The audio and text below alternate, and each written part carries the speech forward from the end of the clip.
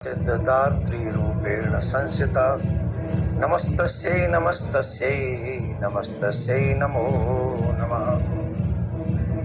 बोलिए सिद्धदात्री मैया की जय। आप सभी प्रभु प्रेमियों को मेरा प्यार भरा राधे राधे।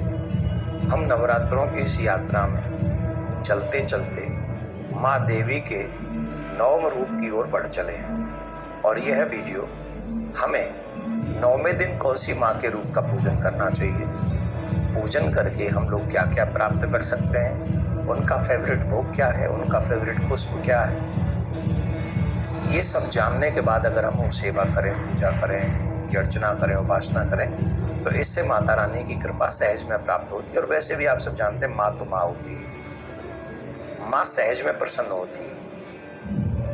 तो आपको हम बता देते हैं कि आखिरी नवरात्रि के दिन माँ दुर्गा की नौवीं शक्ति का नाम सिद्धदात्री है।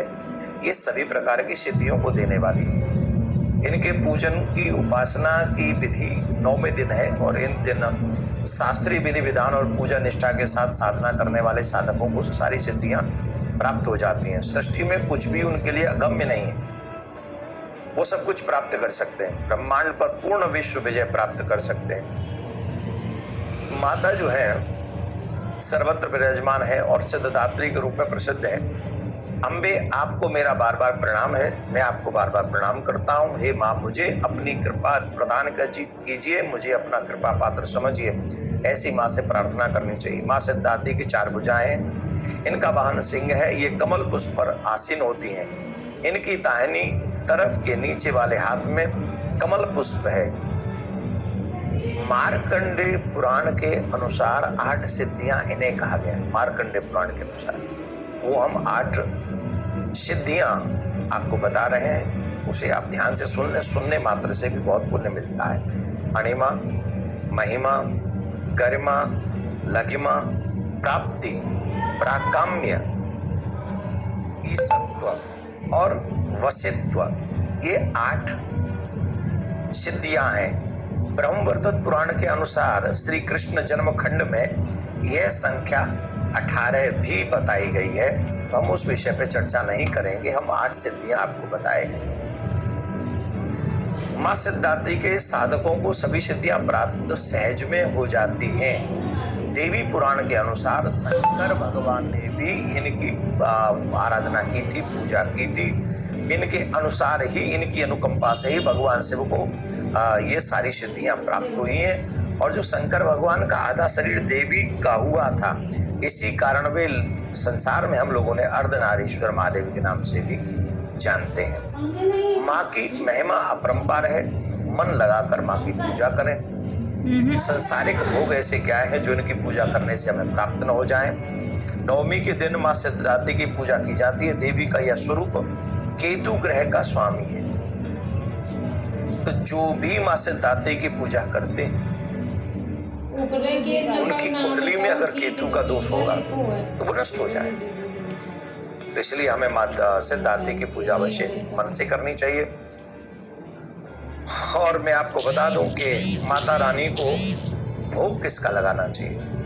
भोग लगाना चाहिए नारियल का, खीर का, बुआ का, पंचामृत का, क्योंकि उस दिन नवरात्रि पूर्ण होंगे। और नवरात्रि जब पूर्ण होंगे तो हमें चाहिए कि मन कर्म वचन से माँ की पूर्ण सेवा करें, सब कुछ ध्यान रखें, अच्छा से अच्छा भोग लगाएं और फिर कन्याओं को भोजन जिमाएं। माँ सिद्धदात्री के जो पुष्प अर्पण करना है वो कमल का पुष्प अर्पण करना है, क्योंकि स्वयं कमलासना है, वो कमल पर ही विराजमान है। तो कमल उनको पसंद है, प्रिय है, इसलिए उन्हें कमल का ही पुष्प अर्पण करना चाहिए। और जो मनुष्य माँ सिद्धदात्री की पूजा करते हैं मन क्रम वचन से 9वें दिन, माता रानी उन्हें अर्थ, धर्म, काम, मोक्ष तक की चर्चा है। सहज में रिद्धि सिद्धि तो देती ही है, उनके संसार के आवागमन के चक्कर से भी मुक्त कर सकते हैं। तो इसलिए हम स्वयं और बच्चे भी, मेरा एक और निवेदन है, इस दिन हवन अवश्य करें अपने घर में। वैसे तो मेरे से अपराध हो गया, हवन तो एवरीडे होना चाहिए घर में नवरात्रों में, पर फिर भी मैं आपको आग्रह कर रहा हूँ कन्याओं का पूजन तो आप करेंगे ही, कन्याओं को तो आप जिमाएंगे ही, तो हवन जरूर उस दिन कराएं और माता रानी का नाम लेकर हवन करें, ढंग से हवन करें, जिससे घर में एक पॉजिटिव वाइब आए, माता रानी को प्रसन्नता हो और आपके देवी देवता भी प्रसन्न हो, आपके मित्र भी प्रसन्न हो, भगवान आपके ऊपर कृपा बनाए रखें। आपको इन नवरात्रों में 9 दिन आप लोग मेरे साथ रहे इस वीडियो में, इस यात्रा में आप मेरे साथ रहे। मैं माँ भगवती से ये प्रार्थना करता हूँ कि जिन जिन लोगों ने ये वीडियो श्रवण किए, इनसे कुछ ज्ञान लिया और इनको देखकर, इनको सुनकर उन लोगों ने जो पूजन इत्यादि किया है, उन सभी को या फिर सभी सनातनियों को हे माँ अपनी कृपा बनाए रखना, इन्हें शक्ति देना, इन्हें भक्ति देना, इन्हें परिवार देना, संतति देना, इनको विवेक देना,